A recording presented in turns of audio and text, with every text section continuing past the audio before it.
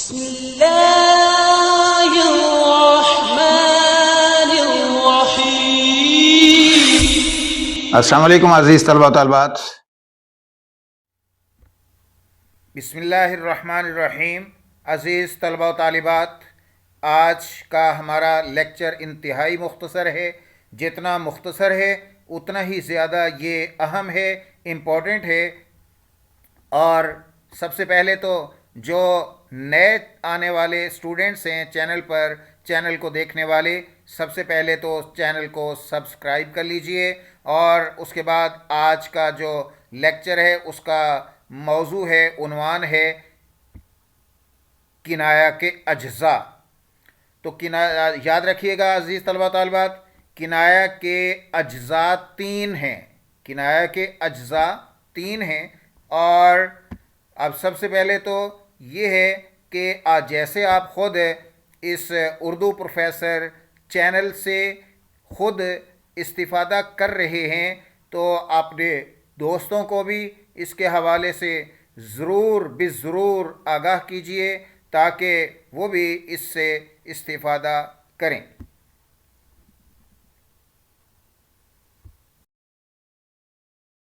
کنایہ کے اجزاء، کنایہ کے تین بنیادی اجزاء ہوتے ہیں۔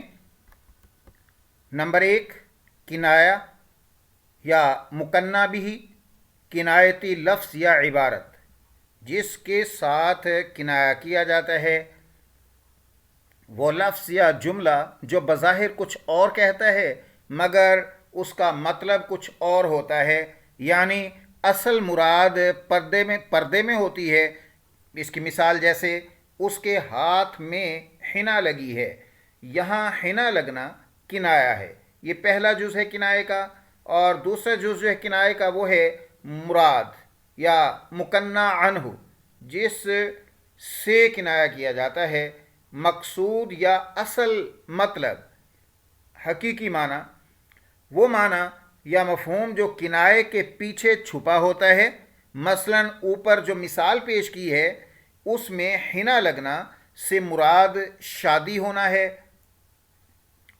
تیسرا جز کنایے کا علاقہ مراد یا لازمہ یا سیاق و سباق یا جملے کا ماحول، پس منظر اس کا، جملے کا، بات کا، وہ پس منظر یا سیاق جو مراد تک پہنچنے میں مدد دیتا ہے، یعنی جملے کے ارد گرد کے الفاظ یا موقع و محل سے پتہ چلتا ہے کہ کنایہ کس چیز کا ہے۔ وہ لفظ یا مرکب الفاظ جو کنایتاً استعمال ہوں وہ علاقہ مراد یا لازمہ کہلاتے ہیں۔ المختصر، اس کا خلاصہ سمجھ لیجئے اس عبارت کا، پورے ٹاپک کا۔ نمبر 1 کنایہ، نمبر 2 مراد، نمبر 3 علاقہ مراد۔ یوں بھی کہہ سکتے ہیں اس کو، نمبر 1 مکنہ بھی، نمبر 2 مکنہ عنہ، نمبر 3 لازمہ۔ مکنہ بھی جو ہے یہ مستعار لہو کے مترادف ہوتا ہے، اور مکنہ عنہ مستعار عنہ کے مترادف ہوتا ہے۔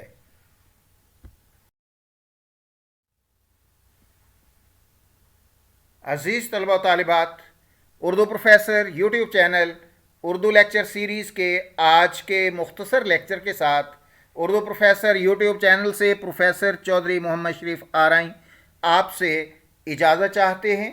دیکھتے رہیے اردو پروفیسر یوٹیوب چینل کو، شیئر، لائک اور سبسکرائب کرنا مت بھولیں۔ گھنٹی کے نشان کو بھی ضرور دبائیں تاکہ ہر نئے لیکچر سے آپ کو آگاہی ملتی رہے، اور نئے جو ویورز ہیں، سامعین ہیں، ناظرین ہیں اس چینل پر، سب سے پہلے تو اس چینل کو وہ سبسکرائب کر لیجئے تاکہ ہر نئے آنے والے لیکچر سے ان کو آگاہی ملتی رہے۔ شکریہ، اللہ حافظ۔